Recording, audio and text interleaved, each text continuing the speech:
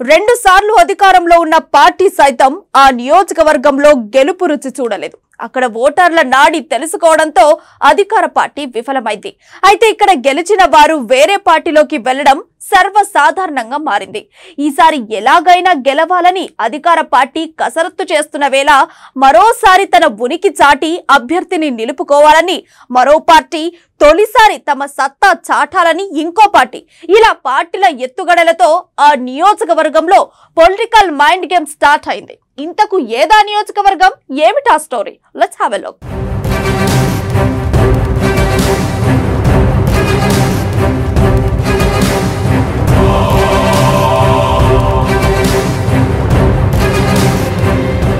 భద్రాద్రి కొత్తగూడెం జిల్లాలో పినపాక నియోజకవర్గం ఒకటి. ఇక్కడ మొత్తం 1,85,985 మంది ఓటర్లు ఉన్నారు.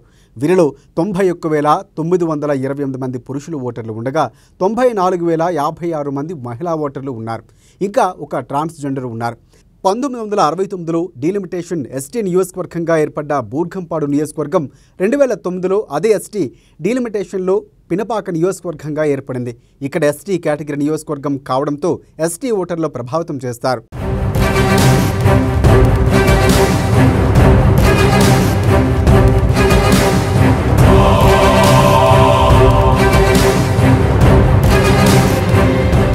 అయితే తెలంగాణలో 2 సార్లు అధికారంలో ఉన్న బీఆర్ఎస్ పార్టీ ఇక్కడ గెలుపు రుచి చూడలేదు.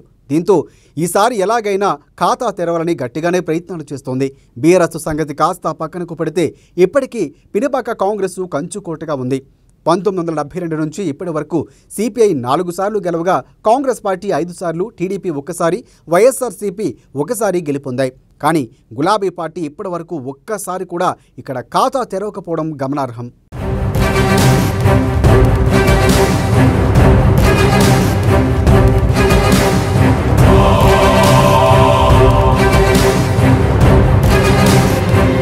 పినపాక నియోజకవర్గంలో కంటిన్యూ అవుతున్న పద్ధతి ఇటు నేతలను అలాగే అటు ఓటర్లను అయోమయానికి గురిచేస్తుంది. ఇక్కడ వేరే పార్టీ నుంచి గెలిచిన నేతలు అధికార పార్టీలోకి జంప్ జులానీ కావడంతో ఓటర్లను ఆందోళనకు గురిచేస్తుంది. ఇక్కడ గెలిచిన పార్టీలు మరోసారి ఇలాంటివి జరగకుండా జాగ్రత్తలు తీసుకుంటున్నారు. దీంతో అటు గెలిచిన పార్టీలు, గెలిచిన ఓటర్లు పక్కా ప్రణాళికలతో ఉన్నట్లు కూడా సమాచారం అందుతోంది.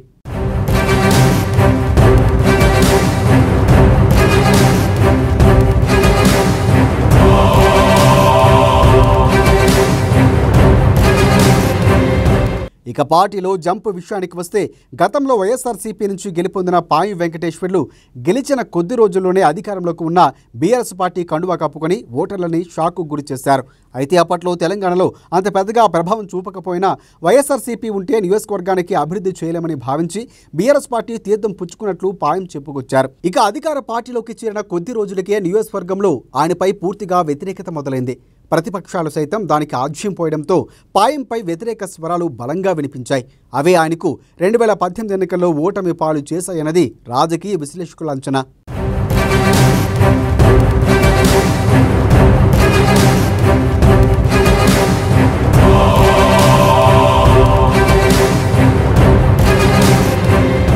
ఇక సీన్ కట్ చేస్తే 2018లో అధికార పార్టీ ఎమ్మెల్యే పాయం వెంకటేశ్వర్లపై కాంగ్రెస్ నుంచి పోటీ చేసిన ప్రస్తుత ఎమ్మెల్యే రేగా కాంతారావు ఘన విజయాన్ని సాధించారు. ఇక మళ్లీ సీన్ రివర్స్. గెలిచిన కొద్ది రోజులకే హస్తానికి హ్యాండ్ ఇచ్చిన రేగా కాంతారావు కారు ఎక్కారు. అప్పట్లో రేగా కాంతారావు టీఆర్ఎస్లో చేరటం సంచలనంగా మారింది. దీనిపై కాంగ్రెస్ పార్టీ నేతలు పెద్ద దుమారమే రేపారు. డబ్బులకు అమ్ముడుపోయి రాజకీయంగా అన్నం పెట్టిన పార్టీని వీడాడంటూ పెద్ద ఎత్తున కాంగ్రెస్ నేతలు ఆందోళన చేసిన సందర్భాలు ఇప్పటికీ మిగిలే ఉన్నాయి.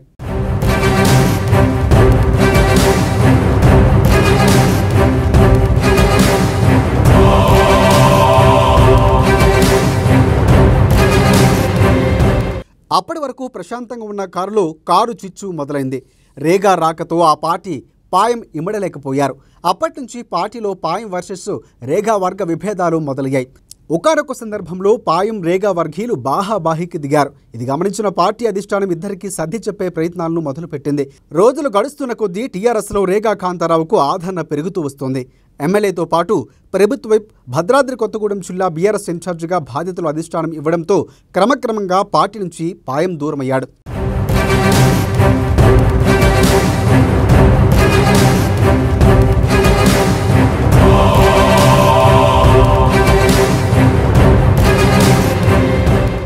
బారు దిగిన పాయం ఆ తర్వాత జరిగిన భారీ ప్రక్షాళనను రాజకీయ మార్పులతో కాంగ్రెస్ పార్టీ కండువా కప్పుకున్నారు. మొదటి నుంచి మాజీ ఎంపీ పొంగులేటికి ఆప్త మిత్రుడిగా ఉన్న పాయం పొంగులేటి కాంగ్రెస్లో చేరిన సందర్భంగా తమ మిత్రులు సైతం ఆ పార్టీలో చేర్పించారు. దీంతో ఈసారి కాంగ్రెస్ నుంచి పాయం పోటీ చేయడం పక్కగా కనిపిస్తోంది.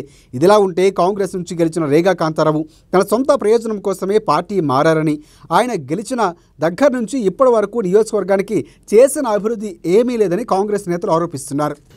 ఇసుక మాఫియా, లిక్కర్ మాఫియా ఇవి తప్పితే వేరే ఆలోచనే లేనటువంటి పినపాక ఎమ్మెల్యే రేగా కాంతారావు పినపాక అభివృద్ధి గురించి నేను జరిగినటువంటి చర్చలో మరి సమాధానం చెప్పలేక పారిపోయినటువంటి పరిస్థితి ఉంది.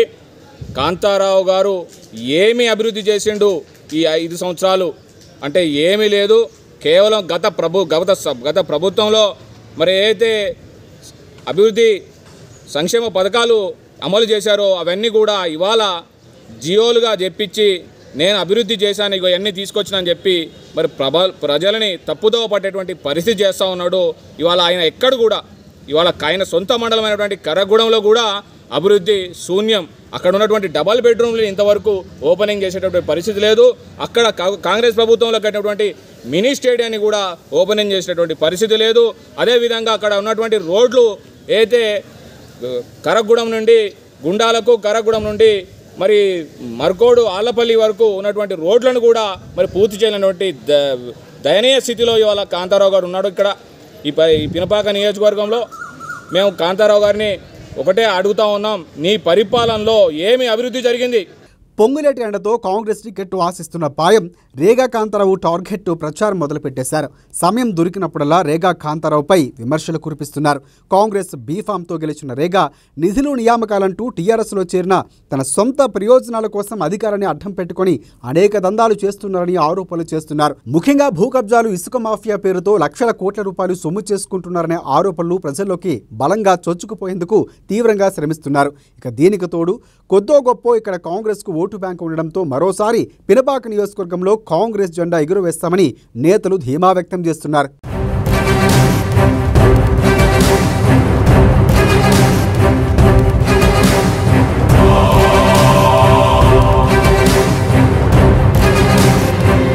మరోపక్క పినపాక నియోజకవర్గంలో తమదైన ముద్ర వేయాలని బీజేపీ పార్టీ తమ గేమ్ స్టేటస్ను మొదలుపెట్టింది. ప్రస్తుత ఎమ్మెల్యే రేగా కాంతారావు మాజీ బీఆర్ఎస్ ఎమ్మెల్యే పాయం నియోజకవర్గానికి చేసిందేమీ లేదని ప్రచారంతో ముందుకు వెళ్లేందుకు మాస్టర్ ప్లాన్ను సిద్ధం చేసుకుంది. వీరిద్దరూ తమ సొంత ప్రయోజనాల కోసం మాత్రమే పనిచేస్తారని, ప్రజల మంచి కోసం పనిచేయలేదని విమర్శలు చేస్తున్నారు.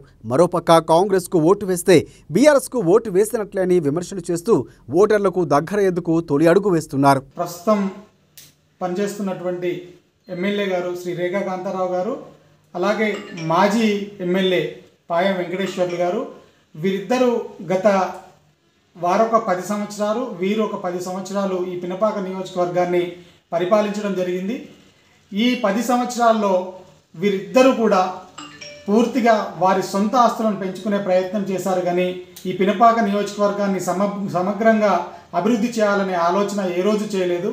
ముఖ్యంగా పినపాక నియోజకవర్గంలో తను కాంగ్రెస్లో జాయిన్ అయి టీఆర్ఎస్లోకి వెళ్ళేటప్పుడు నేను పోడు పట్టాలు అందరికీ ఇప్పిస్తానని చెప్పి హామీ ఇచ్చి వెళ్ళడం జరిగింది.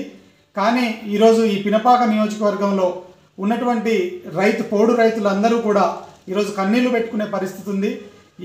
ప్రతి ఒక్కరికి 1 ఎకరం 2 ఎకరాలకి పోడు పట్టాలను ఇప్పించి వారి కన్నీళ్లు ఏదో తుడిచే ప్రయత్నం చేశారే కానీ వారికి నిజంగా న్యాయం చేయలేదు.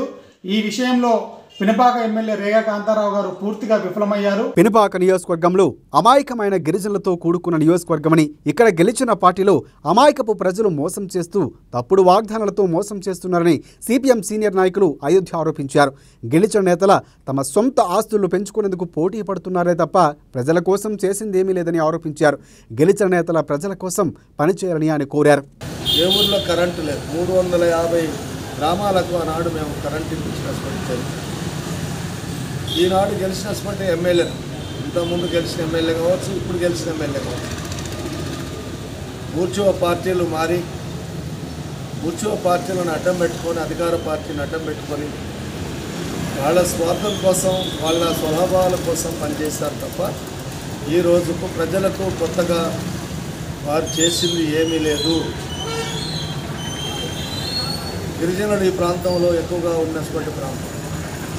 గిరిజనేతరులు కూడా ఇతర ప్రాంతాల నుంచి ప్రాంతంకి వచ్చి వలసగా వచ్చి ఇక్కడ జీవన ఉపాధి కొనసాగించినటువంటి ప్రాంతం.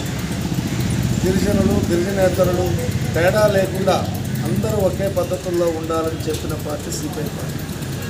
దాన్ని నివేదిస్తూ దాన్ని అడ్డం పెట్టుకొని అమాయకమైన గిరిజనులు అడ్డం పెట్టుకొని ఇవాళ పెత్తనం చేస్తున్నటువంటి వ్యక్తులు కొంతమంది ఉన్నారు. దానికి ఒత్తాసు పలుకుతున్నటువంటి ఈనాడు ఉండబడిన ఎమ్మెల్యేలు కానీ పనిచేస్తున్నారు. నేను వారికి ఒక్కటే సూటిగా ప్రశ్న చేస్తూ ఉన్నాను. మీరు ఏ పార్టీలో సభ్యత్వం తీసుకున్నారు? ఏ పార్టీలో మిమ్మల్ని గుర్తింపు తీసుకొచ్చింది? ఏ పార్టీ మిమ్మల్ని పెద్దోళ్ళని చేసింది? ఏ పార్టీ మిమ్మల్ని ఎమ్మెల్యేలు చేసింది? మీరు ఎందుకు పార్టీలు మారారో ప్రజలకు సమాధానం చెప్పాలి. ఇంతకుముందు ఉన్నటువంటి వెంకటేశ్వర్లు కావచ్చు, ఇంతకుముందు ఉన్నటువంటి సంతా లింగయ్య కావచ్చు, ఇప్పుడున్నటువంటి రేగ కాంతారావు కావచ్చు. మీరు నిజాయితీగా ప్రజల పక్షాల నుండి ఒకే పార్టీలో ఎందుకు పనిచేయట్లేదు? ఈ స్వార్థ ప్రయోజనాల కోసం ఈ ప్రాంతంలో పార్టీలు మారుతూ ప్రజలకు మేము అభివృద్ధి కోసమే పార్టీలు మారినామని చెప్పినటువంటి మీకు ప్రజలు సరైన సమాధానం చెప్పాల్సి వస్తుంది. ప్రజలు మిమ్మల్ని అవసరం వచ్చినప్పుడు నిలదీస్తారు. మీకు తగిన గుణపాఠం చెప్పక తప్పదు.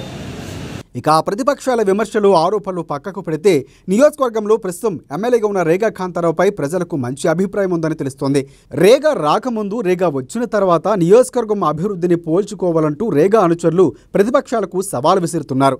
ఎమ్మెల్యేగా రేగా తన సొంత నిధులతో సివిల్స్కి ప్రిపరేషన్ కోసం బుక్స్, కోచింగ్ సెంటర్లు ఏర్పాటు చేసి పేద విద్యార్థులకు అండగా నిలబడుతుండడంతో పాటుగా స్టూడెంట్స్ రేగా వైపు నిలబడ్డారు.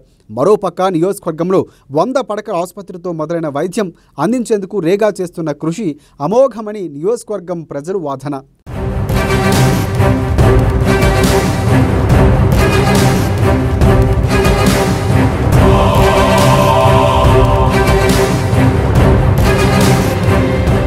రేగా కాంతారావు ఎమ్మెల్యే అయిన తర్వాత మారుమూల గ్రామాలపై ఫోకస్ పెట్టారు. అక్కడ గిరిజనులు పడుతున్న ఇబ్బందులపై దృష్టి సారించారు. ఇందులో భాగంగానే ఆళ్లపల్లి, గుండాల, కరకగూడెం మండలాల్లో రోడ్లు, మౌలిక సదుపాయాలు కల్పించడంలో విజయం సాధించారాయన. దీంతో రేగాపై అక్కడ ప్రజలకు సానుభూతి పెరిగింది. ఇదే కాకుండా రేగా కాంతారావు చేసిన అనేక మంచి పనులే ఆయన్ను గెలిపిస్తాయని బీఆర్ఎస్ నేతలు గట్టి నమ్మకంతో ఉన్నారు.